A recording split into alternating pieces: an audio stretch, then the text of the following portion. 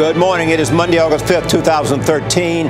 Welcome to CBS This Morning. Intelligence sources warn a large-scale terror attack may be imminent. They say al-Qaeda operatives already have their orders. Major League Baseball just hours away from taking action against Alex Rodriguez. Plus new revelations about what Marilyn Monroe admitted to Jackie Kennedy.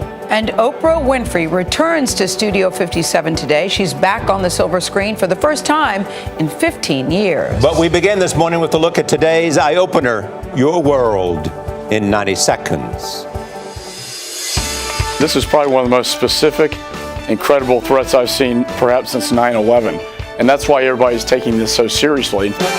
U.S. officials face the threat of a large-scale terror attack. 19 diplomatic posts in the Mideast and North Africa remain closed through Saturday. There's been an awful lot of chatter out there. High-level people from al-Qaeda are talking about a major attack. And a global travel alert will remain in effect for Americans traveling overseas. So basically, it could be in Europe, it could be in the United States, it could be a series of combined attacks. Today, we are expecting to hear from Major League Baseball about the suspensions of Alex Rodriguez and several other big leaguers for allegedly using performance-enhancing drugs. It's reported Rodriguez will be able to play when he appeals. A driver is under arrest facing murder charges after a car plows into a crowd at the Venice Beach boardwalk. The LAPD says he intentionally drove into crowd, killing one woman and injuring 11 others. I saw him and he was looking for blood. Flooding in eastern Kansas, washing out roads and bridges. I'm just asking, why is it doing this? A train loaded with hazardous materials derailed in Louisiana. More than 20 cars went off the tracks yesterday. A land implosion in California went terribly wrong. Debris flew into the crowd, injuring 5 people. All that, Tiger Woods cruises on to a 5th win of the year, an 8th overall at the Bridgestone Invitational. My sanctuary. That was the only way I was going to lead my team from 11 straight double-digit loss season to a championship in which we won. And all that matters. I would urge the president not to go forward with the bilateral meeting next month. That would give Putin the kind of respect he doesn't deserve. For once, Bob, I agree with Chuck Schumer. On CBS This Morning. There was an itinerant squirrel. Squirrel? Yeah. We had to have it forcibly removed. Oh, yeah. Get him out of there, David. Psychotic. Get him out. Yes, he is.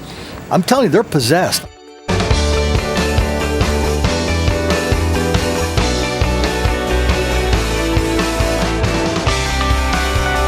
Welcome to CBS This Morning. Good morning and welcome back. Thank you. Good morning to you, Charlie. We've got intelligence agencies on high alert this morning. We begin there. American embassies and consulates in 19 Mideast and African nations remain closed this morning.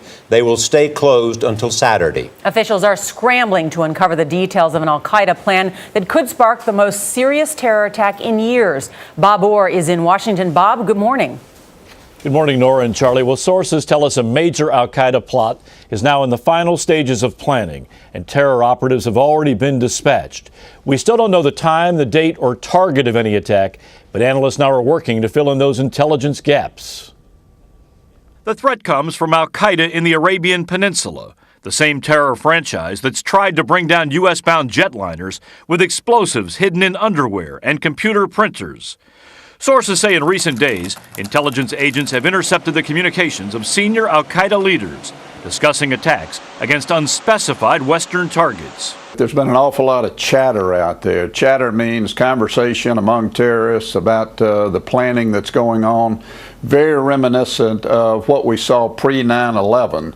Sources say that chatter indicates a large-scale attack may be imminent, and al-Qaeda terrorists already have their orders. Because of the specificity, because of where it's coming from, the credibility of it, the level of chatter, it seems to be a fairly large operation. It's giving the intelligence community quite a bit of a pause. Officials say it is the most specific and credible threat we've faced in years.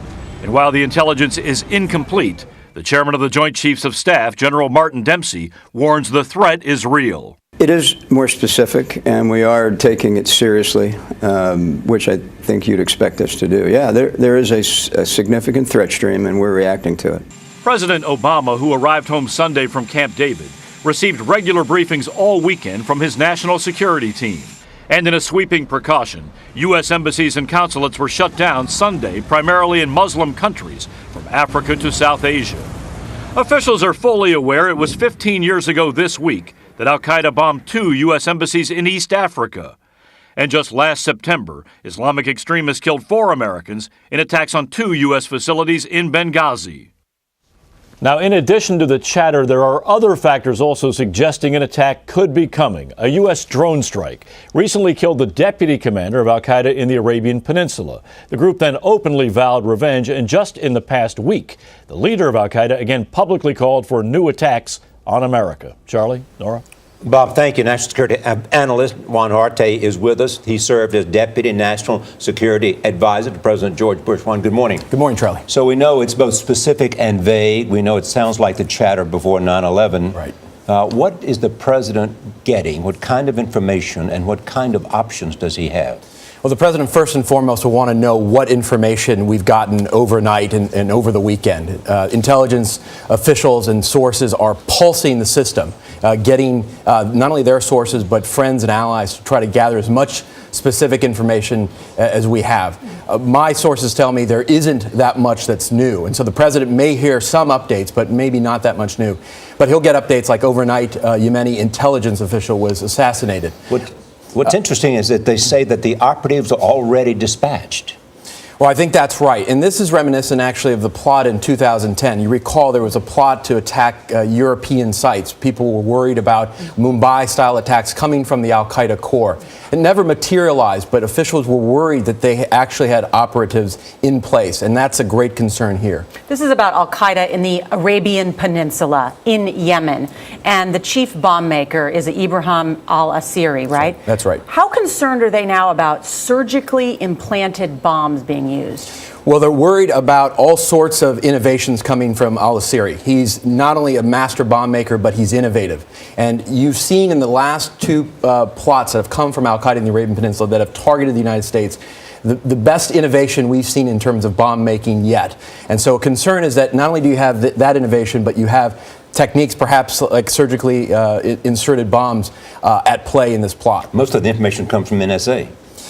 Well, some of it does. Some of it now I think is going to start coming from human sources that are getting pulsed, but certainly the communications initially came from intercepts. And I just have one bigger question. The Obama administration has told us repeatedly that they have decapitated the head of the snake of al-Qaeda. And now we have the most significant threat perhaps since 9/11. What happened? Well, the problem, Nora, is the Obama administration has largely talked about that decimation of al-Qaeda in terms of the core, the group in Pakistan and Afghanistan, led by bin Laden and Zawahiri. The problem is you've had the rise of the al-Qaeda affiliates, groups in Yemen, North Africa, East Africa. Those groups have taken up the strategic and operational mantle for al-Qaeda, and the group in Yemen has been the most dangerous because they want to hit the United States. Juan Zarate, good to see you. Likewise, Nora. And Major League Baseball is expected to announce today it is suspending Yankees superstar Alex Rodriguez. The official word could come a few hours from now. Tonight, A-Rod is scheduled to suit up for the first time this season. Don Daler is at U.S. Cellular Field in Chicago. Don, good morning. Good morning, Nora. The suspension is expected to last through the 2014 season, according to CBSSports.com. A-Rod, of course, has been sidelined all of this season up until now because of injuries, but he says he's going to play here in the Windy City tonight, no matter what. Yeah, I'm flying in Chicago. I'm flying in Chicago. Despite the looming suspension over his alleged connection to baseball's latest steroid scandal, Alex Rodriguez sounded optimistic after his final rehab game in the minors. I can't wait to see my teammates. I feel like I can help us win. I can help us be a better team. And I haven't seen a lot of my brothers in a long time. While sources say the league has threatened a lifetime ban against the 3-time MVP, a suspension is more likely. As many as a dozen other players are facing penalties, but A-Rod is expected to be the toughest. A-Rod said he was being singled out. Is he? Well, yes, he is. Now, the question isn't whether he's being singled out. The question is he being unfairly singled out? Because he's being asked to serve a suspension far longer than anyone else, not only in this case, but anyone else in any drug case in baseball history. Beyond the damage to his legacy, baseball's highest paid player also stands to lose more than $30 million in salary.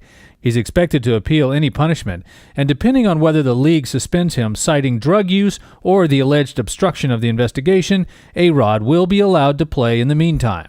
So we could see him in the Yankees lineup tonight. If he's in there, I'm going to play him. That's the latest situation. As I've said, you'll probably hear about everything before I will. And we should all hear something from Major League Baseball by about noon today. Charlie, Nora. Thank you, Don. Investigators this morning are trying to learn why a driver ran in his car into a crowd of people along California's famed Venice Beach boardwalk. John Blackstone is in Venice. John, good morning. Good morning, Charlie and Noah. Well, this Venice boardwalk is usually a bustling destination for tourists and locals who come here to eat and shop or just people watch. It was crowded Saturday evening when a driver just slammed into people, killing one woman and injuring 11 others. Now, we want to warn you that the surveillance video you're about to see is graphic and may be disturbing. As you'll see in the top left-hand corner of the screen, a surveillance camera captured the moment a driver deliberately mowed down pedestrians. People rushed to help the injured amid the ensuing chaos. We thought it was a movie, and then the guy just started barreling down. People started screaming, and we just parted like the Red Sea. Horrific. I mean, there were people flying everywhere. It looked like something out of a movie. It was incredible. I've never seen anything like it. John Drolet was on vacation. He watched in horror as the driver plowed through people for more than 100 yards. He took out the two people working the tent, and he hit the woman that was shopping the tent. And he knocked her up on the hood, and then he went over across the promenade there, and he hit two more vendors. And then he swerved his car all the way down and kept hitting people all the way down. Drolet told CBS News the driver appeared to aim for people. I believe he was, from what I saw. I cannot speak into what was in his frame of mind, but I'm telling you what I saw. People moved out of the way, and he drove to hit them. Just moments before the rampage began, surveillance video captured the suspect, 38-year-old Nathan Campbell, stopping and surveying the boardwalk before climbing back into his car and accelerating toward the crowd. 32-year-old Alice Gruppione of Italy was killed. She was on her honeymoon. Her husband escaped with minor injuries. The driver is now in police custody. He took out innocent people. He didn't even know these people. There was no reason for him to do that. Nathan Campbell fled the scene, but later turned himself into authorities later Saturday evening. He's been charged with murder and is being held on $1 million bail. Now, the LA Times reports this morning that he may be a transient who was living in his car. Charlie and Nora? John, thanks. An American military helicopter crashed this morning in Okinawa, Japan. The HH-60 rescue helicopter went down in a training area at Camp Hansen. Japanese officials say 3 of the 4 crew members on board ejected and survived. A 4th was injured and hospitalized. We're getting these pictures of the fiery wreckage. Smoke could be seen rising from the forest where the chopper crashed. The crew was on a training mission. There is no word yet on the cause. 2 senior lawmakers want President Obama to cancel next month's summit with Russian President Vladimir Putin. On Face the Nation Sunday, Senator Charles Schumer and Congressman Paul Ryan accused Putin of trying to antagonize the United States by granting asylum to NSA leaker Edward Snowden. President Putin's behaving like a schoolyard bully, and in my experience, I've learned unless you stand up to that bully, they ask for more and more and more, and he's always going out of his way, President Putin is, to seem to poke us in the eye, whether it's in Iran, in Syria, now with Snowden. So I would urge the president not to go forward with the bilateral meeting next month. That would give Putin the kind of respect he doesn't deserve at this point in time. This is a stab in the back. This is a slap in the face. And I actually agree with Senator Schumer. That has to come with consequences. And I think the administration should proceed just like we just now discussed. Schumer says relations with Russia are more poisonous now than at any time since the Cold War. There are signs this morning Iran may be ready to engage in serious talks about its nuclear program. The country's new, more moderate president says he wants to reduce antagonism and aggression. As Elizabeth Palmer reports from Tehran, he has the backing of Iran's supreme leader. In spite of a battered economy and galloping inflation, Iranians are filled with anticipation as they prepare for a brand new chapter in their political history. With a dash of pomp Iran's new president took the oath of office and laid out his vision for an administration based on dialogue and prudence. It's already clear that Hassan Rouhani will be a very different leader than his predecessor, Mahmoud Ahmadinejad, who was a hardline populist infamous for provoking the West and denying the Holocaust. By contrast, Rouhani, a cleric who studied law in Britain, is a moderate reformer. He's also, says his health policy advisor, Saeed Mohammad Askami, a pragmatic and broad-minded diplomat. Do you think he would even seek direct talks with the United States? Actually, personally, for myself, I hope so, but it needs time. Rouhani was the surprise winner of the presidential election back in June when he captured a significant share of the youth vote. Now, he's got to deliver on his election promises. First and foremost, reviving the economy. Iranians are having a hard time making ends meet as international sanctions brought on by Iran's nuclear program are effectively choking off the country's income. On the campaign trail, Rouhani vowed to improve living conditions.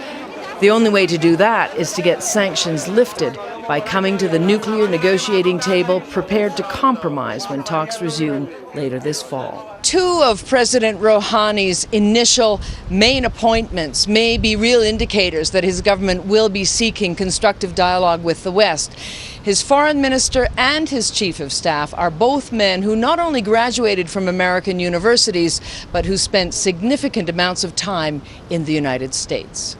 For CBS This Morning, I'm Elizabeth Palmer in Tehran.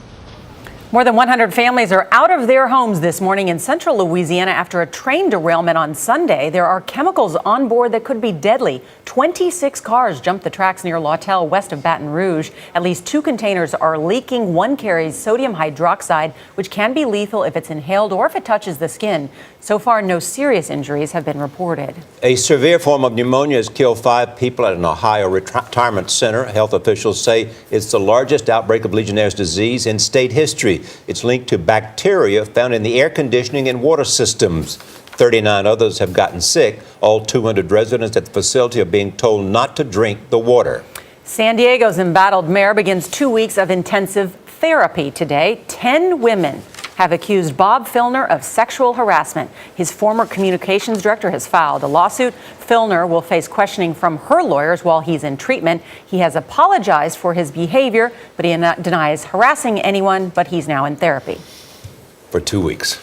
It is time now to show you some of this morning's headlines from around the globe. The Washington Post says the United States is trying to figure out what to do with foreign prisoners it's holding in Afghanistan.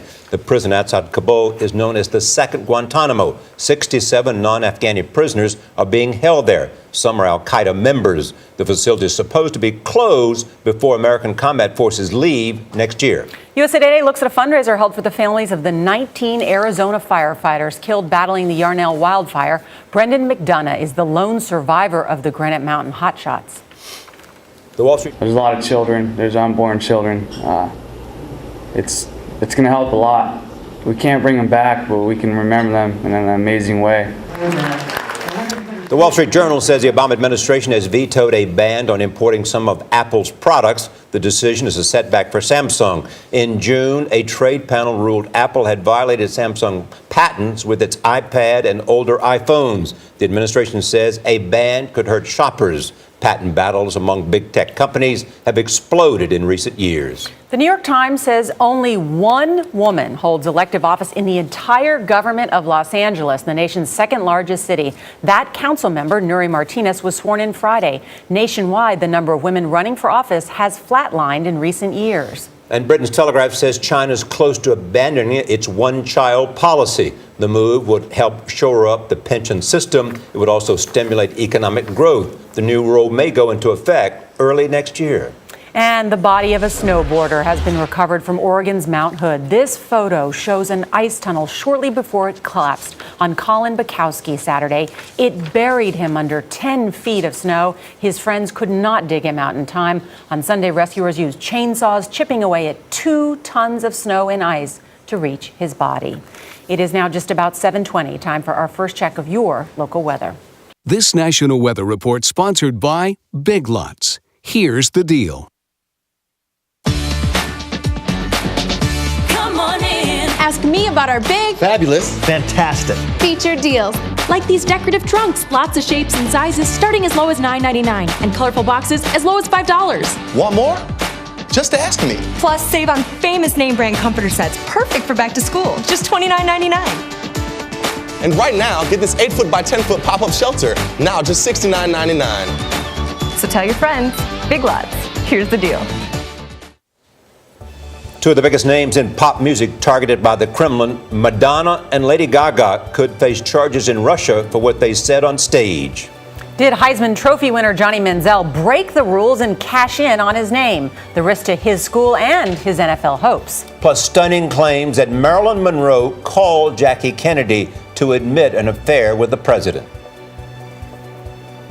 The news is back in the morning here on CBS This Morning. Stay tuned for your local news.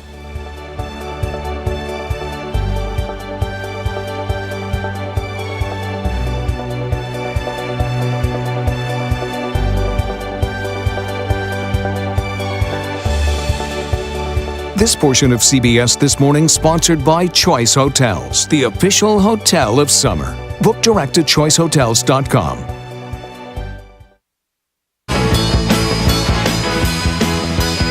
Check this out. 5-year-old Ryan Encinas got the thrill of a lifetime. He suited up with the Cleveland Browns on Saturday for family night.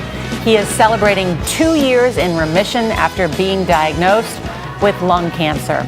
On the field, Ryan ran 40 yards for the touchdown with the players following and cheering him on.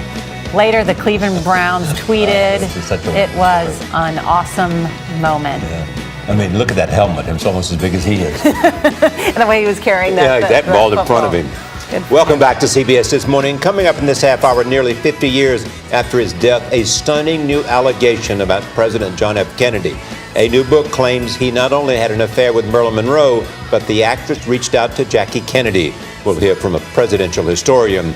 Plus, Oprah Winfrey will be right here in Studio 57, and she'll tell us about why she's back in the movies for the first time in 15 years. She co-stars in Lee Daniels' The Butler. That's ahead. And two of the biggest pop stars in the world, Madonna and Lady Gaga, could face charges in Russia. Performers from the U.S. have increasingly clashed with the Kremlin. The latest is the group called the Bloodhound Gang. They have been banned from Russia and could also face prosecution. Kelly Kobiea is in London. Kelly, good morning. Good morning, Nora. The Bloodhound Gang is known for lewd lyrics and crude music videos. But a stunt on stage in Ukraine last week was a step too far for the Russian government. Don't tell Putin. Stuffing a Russian flag down a band member's pants may have gotten wild cheers from fans in the Ukraine. But in Russia, it got members of the band Bloodhound Gang banned from the stage. The group was attacked at the airport, literally kicked out of the country side of their next gig, the latest American act to fall afoul of the Russian government. Madonna and Lady Gaga are being investigated for entering Russia illegally last year on the wrong visas after defending gay rights on stage. Where's all my gay kids tonight? Tonight, this is my house, Russia. You can be gay in my house. Madonna went further, passing out pink armbands and standing up for the Russian punk group Pussy Riot. 3 of its members were sentenced to prison for a protest against Vladimir Putin. I think that they have done something courageous. I think they have paid the price for this act, and I pray for their freedom. Anti-gay sentiment is strong in Russia, and Madonna was sued under a law that makes it illegal to promote homosexuality to minors. Late last year, the lawsuit was dismissed. Randall Roberts is a music critic for the LA Times. Both Lady Gaga and Madonna built their careers on being provocative, whether it's in Russia, the United States, or anywhere in the world. So for them not to do so would be more confusing than them for standing up for what they believe in. The crowd may love them for it, but in Russia, the government is another matter. Not to mention the Russian people. There's a lot of anger over the Bloodhound Gang incident. The band says it wasn't meant as a political statement, but it's salt in the wound for U.S.-Russia relations. And Russian authorities are now looking into criminal charges against the band for desecrating the flag. Charlie, Nora? These things come at a time of continuing definition of Vladimir Putin. Agreed. And certainly there is going to be more pressure with the upcoming Winter Olympics in Sochi and a continued focus on this. Okay. We turn now to closing arguments, which will be heard this morning in the trial of reputed mobster James Whitey Bulger. The defense rested its case on Friday. Bulger refused to take the stand. He pleaded not guilty to taking part in 19 murders. CBS News legal analyst Ricky Kleeman has been following the trial. She is in Boston. Ricky, good morning. Good morning. So he's not taking the stand. Can you see the look upon my face? You know, it was really, I took it personally that he didn't take the witness stand. But in truth, it was a major disappointment and indeed a shock. Okay, so let me stop you there. So why didn't he take the stand, and what will we not hear because he doesn't take the stand? I think he didn't take the stand because he personally believed, as he said, that the trial was a sham. He says, do what you will with me. He got to the point of saying his immunity defense was foreclosed. He believed that he had been promised by an assistant U.S. attorney that he would be immunized as long as he would protect that assistant U.S. attorney's life. He felt that he had been granted immunity. He wasn't allowed to prove it. He says that, therefore, he wouldn't participate. But what do we miss, Charlie and Nora? I think that is the nugget. What we miss is learning about the true corruption of the government. And Whitey Bulger is the only person who knows that. What Boston cops, state cops, FBI agents, perhaps all the way up to the top in Washington. Now, will we ever learn who those people are? Well, maybe if he writes a book. You bring up that point, and so we won't hear about the extent of his dealings with the FBI. There's actually this new report out, was in USA Today, that the FBI informants broke the law over 5,600 times, committed crimes in 2011. What do you make of that report? We're using these informants, and yet they're allowed to commit a number of crimes. Well, I'm sad to say it does not surprise me. And one of the reasons, Nora, that it doesn't surprise me is because of what I saw in the Boston office. That in addition to the days of Whitey Bulger, as recently as a couple of years ago, the top of a crime family, another mafia guy, Mark Rossetti, was committing all of these crimes, was an FBI informant. Well, you don't make your informants at the top of the chain of evil. You're supposed to take them at the bottom so they inform up. So my question is, when will they ever learn? So will the closing arguments by the defense be simply that this trial is a sham and we have not elected not to be able to testify? No, Charlie, I really think that what we're going to see is analytical argument by the prosecution, followed by passionate argument from the defense. The defense has agreed that many of these crimes were committed by Whitey Bulger, but not the murders, particularly not the murders of the Deborahs. And Deborah Hussey, Deborah Davis, they will contest those murders vigorously. And I do think that what they will say is, let's look at who the government put up, that these terrible FBI agents who were corrupt and these mobsters who got the deals of the century. All right, Ricky Kleeman, good to see you. Thank you. And last year's Heisman Trophy winner is now at the center of an NCAA investigation. Johnny Manziel, a quarterback at Texas A&M, is accused of signing items in exchange for a fee while being honored at the BCS championship game in January. Jeff Glore is with us. Jeff, good morning. Nora, good morning to you. We sat down with Manziel not long after he became the first freshman to win the Heisman Trophy.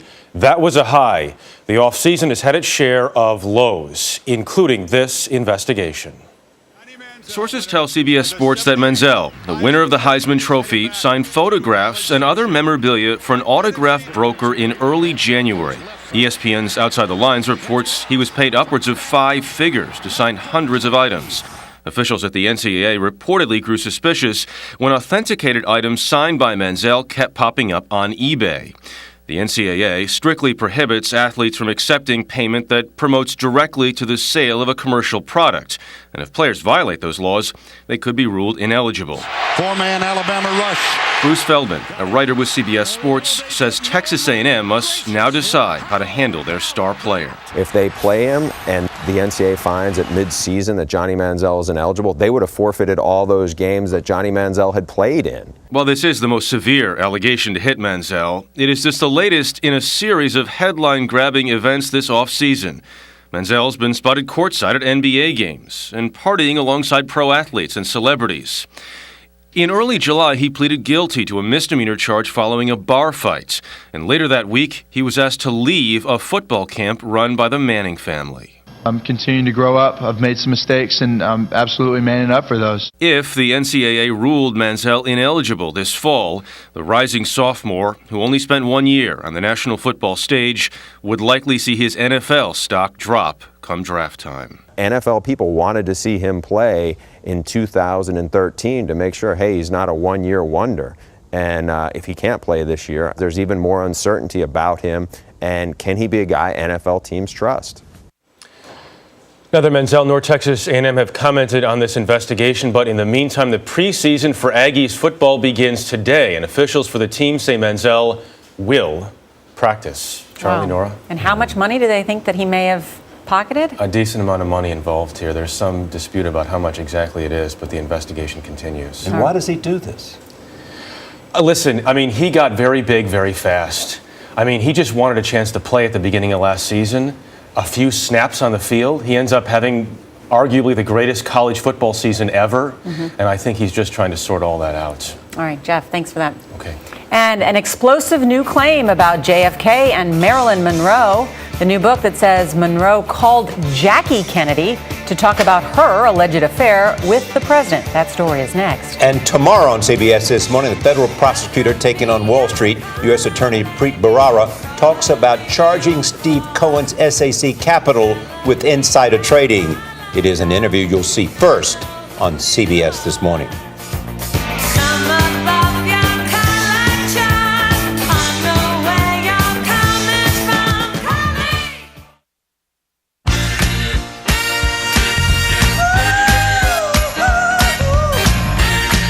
Marilyn Monroe died 51 years ago today. Historians have long written about the possibility she had a relationship with President John F. Kennedy. Nita Nair looks at a new book which claims Monroe actually called First Lady Jackie Kennedy to talk about it. The long-rumored love affair between President John F. Kennedy and Marilyn Monroe is at the center of Christopher Anderson's new book, These Few Precious Days, The Final Year of Jack with Jackie. Presidential historian Doug Weed thinks Anderson's sensational revelations could well be true. It's the sort of thing that's unbelievable but really happens in history. Some of these things we're uncovering right now will move from speculation to fact as time progresses.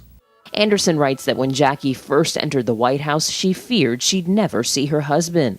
Instead, sharing both home and office meant that she saw Kennedy many times a day, eventually deciding the White House years were the happiest time of my life. That this window used to be the door in the olden days. But Anderson also reports that Jackie knew about all of JFK's women. He says the affairs upset her, but she was willing to turn a blind eye as long as he didn't publicly embarrass her. It was his relationship with Marilyn Monroe that seemed to bother her the most, in large part because Marilyn was a loose cannon who could go public at any time, causing a scandal that would obliterate her husband's reputation, destroy her marriage, and hold her up to public ridicule. He claims that Monroe, aware her career was fading, thought Kennedy would marry her. "Can't you just see me as First Lady?" she told a friend. Anderson says Monroe even called Jackie and told her of JFK's promise to marry her. Jackie was unfazed. "Marilyn, you'll marry Jack, that's great, and you'll move into the White House and you'll assume the responsibilities of First Lady, and I'll move out and you'll have all the problems." Weed says Jackie's acceptance of Kennedy's infidelity could be rooted in her relationship with the man she trusted most.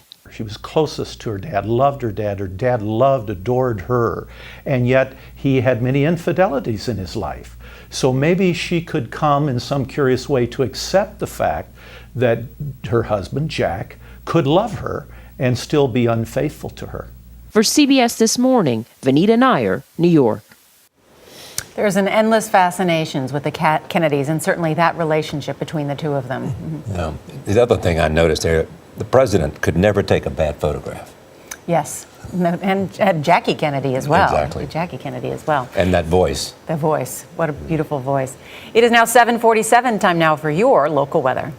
The best man at a Pennsylvania wedding was a 2-year-old boy. It was a present from his parents who understand that every day is a gift. We're going to show you this story, the beautiful wedding story, and the struggle their 2-year-old son is facing. That's ahead on CBS This Morning.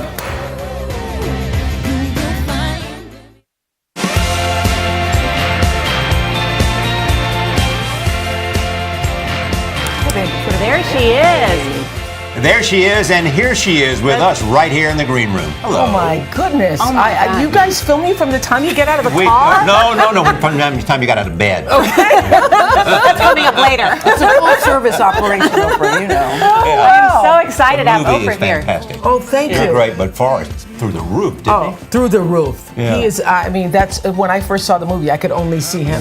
It's just stunning. I'm excited to talk about this movie because I think the history that it tells through the story, the actors and actresses in it, it's a great story. It's a love story. It is a love story. I'm just glad you're here. Thank you. Oprah ahead on CBS This Morning.